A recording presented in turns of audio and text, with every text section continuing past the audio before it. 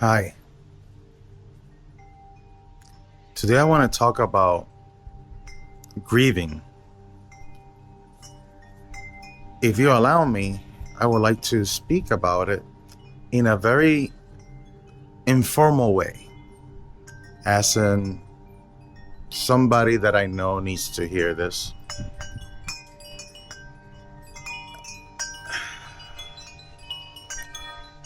Grieving is very different for everybody. I know because I've gone through a lot. Grief two of my exes, one when I was just too young to even be in love, but who's there to say that you cannot be in love at 18, right? That was the first time I really lost somebody. That's when I really lost myself for the first time. After that was my coping mechanism was to join the Navy, and I did. Because I didn't even want to live anymore at that point. That's messed up. But I'm not trying to sugarcoat anything over here. That's why I said, in an informal way, I'm planning to make a more formal video about it. But the hardest grief that I had so far in my life, and I have lost very close friends, people that I train with right next to me, I lost them. One of them right in front of me, in the front seat of a car while I was sitting on the back. Yeah, that was a hard pill to swallow. That's the first time that I didn't even want to have any friends anymore because I didn't want to go through this pain. Treating friendship like if it was a puppy. You know, when your puppy dies or a pet that you have dies and then you don't want no more pets, so you don't have to suffer that again. Well, that was my way of grieving. That's why I said it's very different. It's very different for everybody, and it's very different every occasion. But the biggest grief that I've gone through, and I'm still going through, you would think that it would be my ex-fiance passing away. At that time, we were engaged. And she passed away first day of moving into our new house. But that was not it. My biggest grief is grieving my own death. Yeah, you heard that right. I'm not making this up.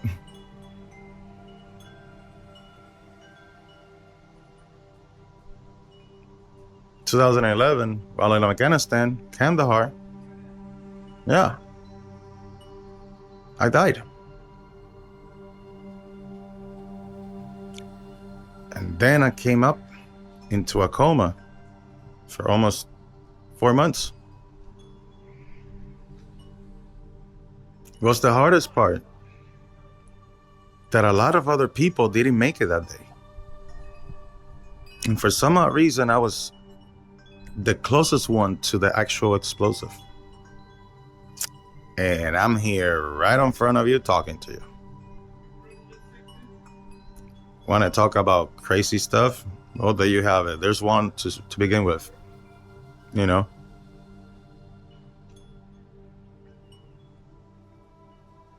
That's why I say there's a lot of different grieving experiences. It's different for everybody.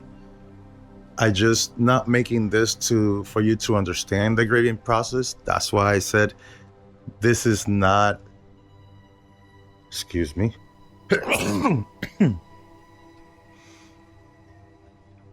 This is not a formal grieving video. This is more a video for me to remind you. Do not let anybody rush you into your grieving process. Do not let anybody push you around during your grieving process.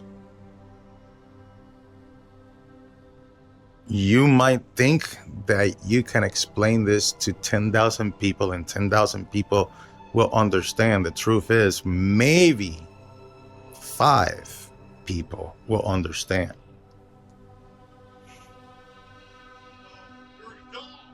They won't understand it.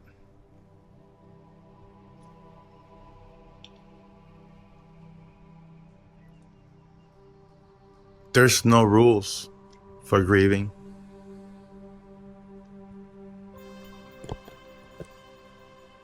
There's no timeline for grieving.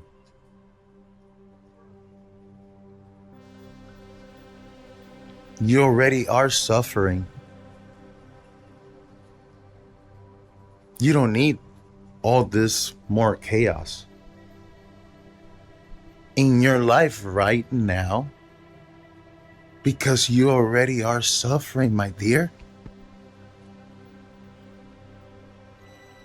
And when I say my dear, I don't care if you're a dude, I don't care if you're a girl, I don't care if you're 17, 18, or you are 93. But that doesn't mean that if you're 94, you're excluded of this.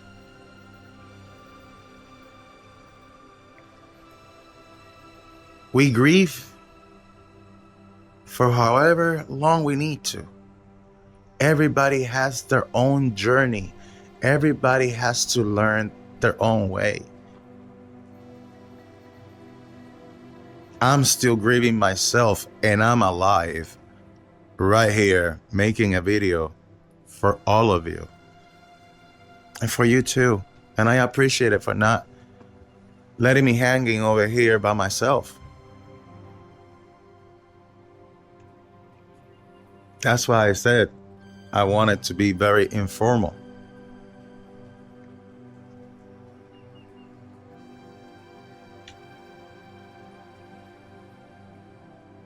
The grieving process can be very painful. It can and it will change you as a person. But do not confuse change with trauma, with PTSD. Don't mix them. Don't mix them, my dear. Don't mix them. Because that's going to send you to spirals that you will, well, it will take you longer to get through the process. Let's just say that. Accept the changes. And when I say that, I don't mean accept death or accept the truth or accept the reality. No. Accept yourself. Forgive yourself. You need this right now.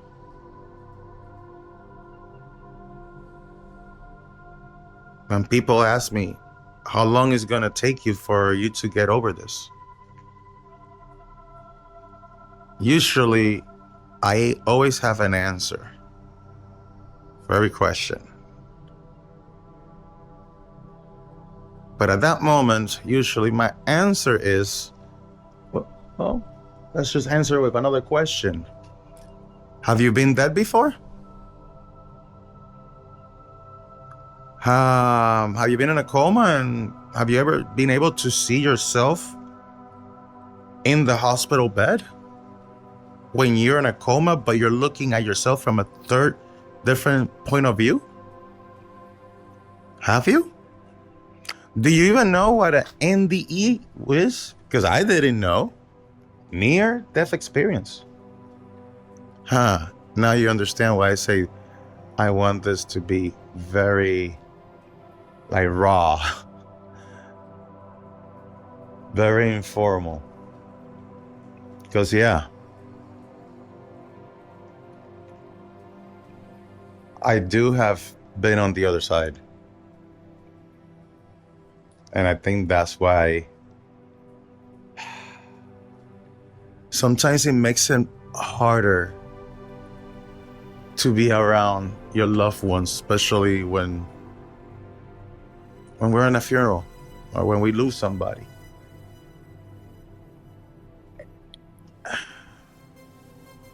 Death is very different now for me.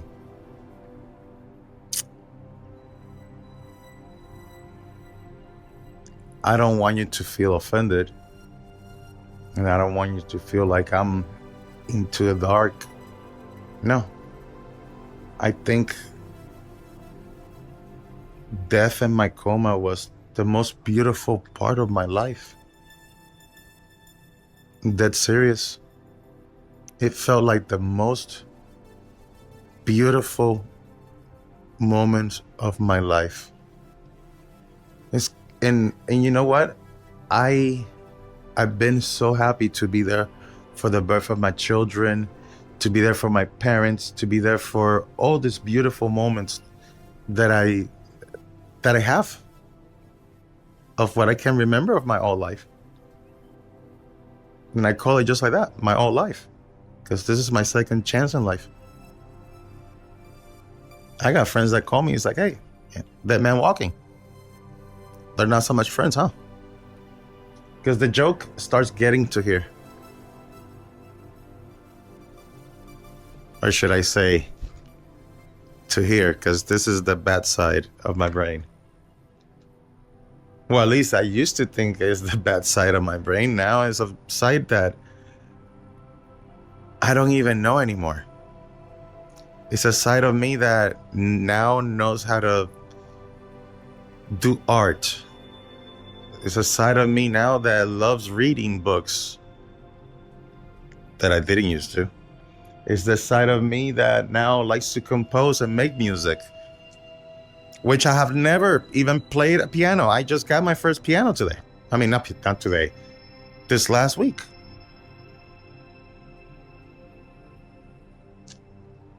How you explain that? Does it have to have an explanation? Because every time I look for an explanation, I start going in spirals and I lose myself more and more and more and more and more and more. Instead of being right now in this present,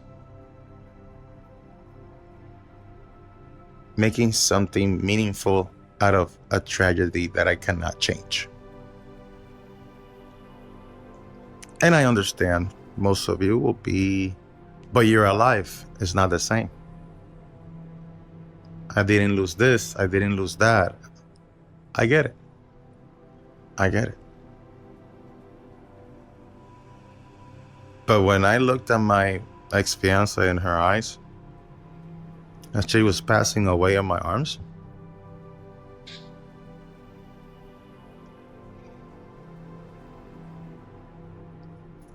it was a moment between feeling sad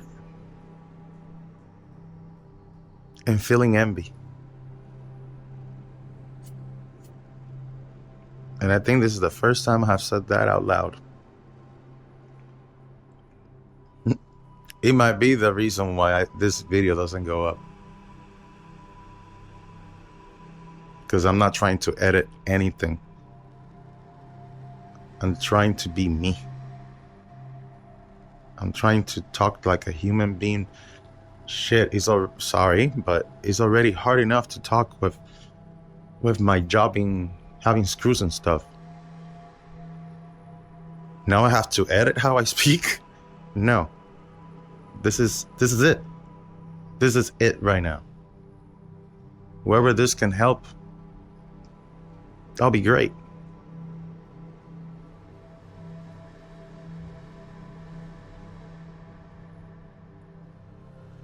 When I say I envy her, it's because I still remember the peace that I felt that day. I felt something so much bigger than this whole entire world that we live in. And at the same time, having experiencing that and coming back and not remembering entirely who I am or who I was, trying to make sense of this whole entire world around me that has gone almost mad the way that we're treating each other. A world full of chaos, more chaos than when I left it, at least for what I can remember. Imagine growing up or being born at 33. You learn to walk at 33. You learn to talk at 33.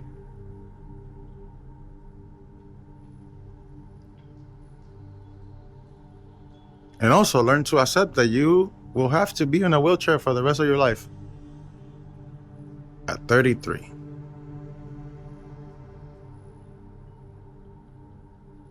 I refuse so much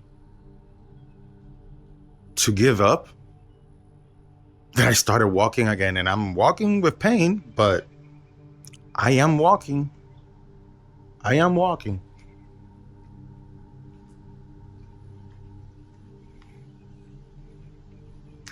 And just because I'm walking and I'm alive doesn't mean that I'm not even grieving myself still. And God knows for how long I'm going to be grieving myself. Yeah, I even choked up just saying that. But yeah, it's true. So that's why I call this my second chance in life, because I'm trying to do something meaningful to pay back to God and to all of you that are going through so much pain. And it's so, I feel more pain for you than I feel for myself. And that's true talk right there. True talk. I feel more pain for you, my dear. It's like not being able to be selfish about my feelings. Like, ever since I woke up from my coma, I cannot hold back how I feel, how I think, how I say it, how I live through it, how I push through it. Like, I'm not in control.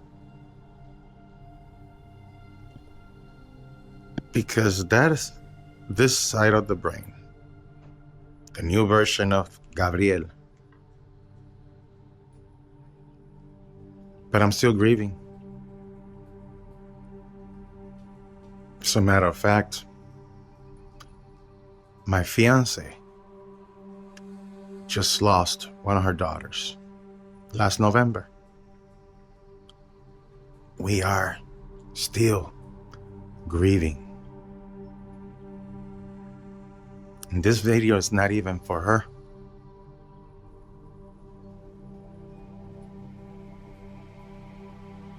This video will find you just like it's gonna find a lot of people. It's a tough video to make.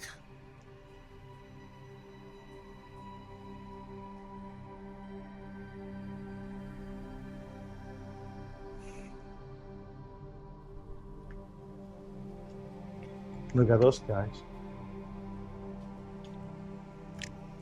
You gotta have stormy days, stormy moments.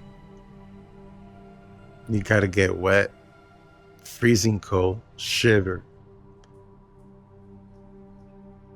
You gotta get sick, you gotta cough, you gotta be in pain.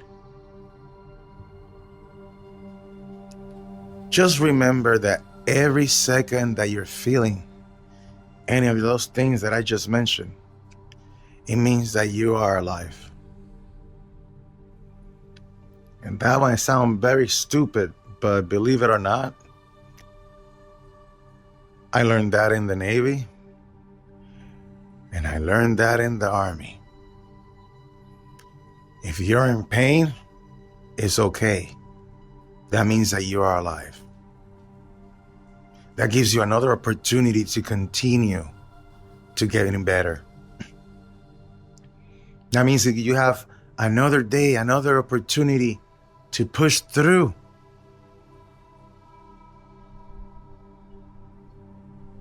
And like I said, grieving is very different for everybody, so only you know what you need to do. I cannot tell you that, my dear. I would love to know. But if I could know and I could tell you, I probably would have wings back here. But I'm not angel. I am no angel. It's just by coincidence, my name is Gabriel. Have a blessed and wonderful day. Cheer up. You got this.